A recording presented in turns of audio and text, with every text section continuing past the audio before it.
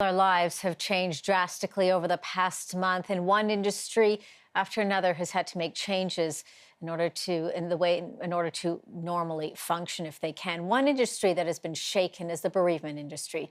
The funeral industry is usually bringing families together, but at a time when physical distancing applies, well, that's no longer proper. That's no longer possible.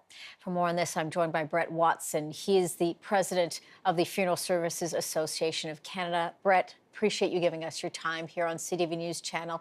Talk to us about how the bereavement industry has now had to adapt to the current situation that we're in right now. We've seen a lot of challenges across the country.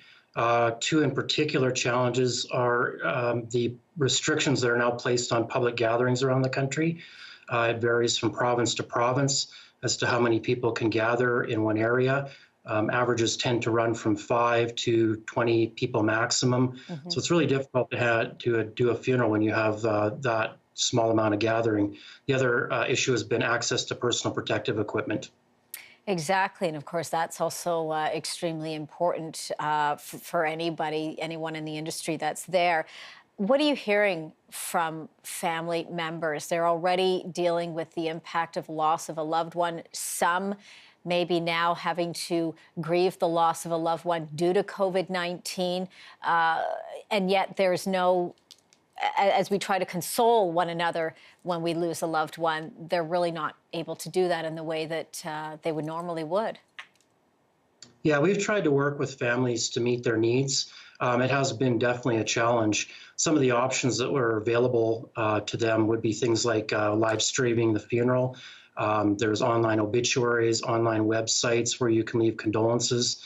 Most folks I find are wanting to delay the funeral until it's safe to have gatherings.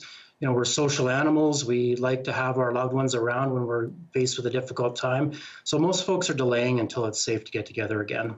Do you think this will change things in the bereavement industry overall as we're trying to get to a point or see where that point will be where we have a new normal that we can grieve properly? But do you think it may change things overall in terms of standards, in terms of policies that will be put in place to ensure the safety of everybody? Yeah, I think that's really a provincial issue. Every province has their different jurisdictions, laws, and so on. When it comes to funerals, I don't anticipate things will change that much. The online live funerals have been available for years, and I don't really see that changing. This pandemic has really made us realize what's important in life.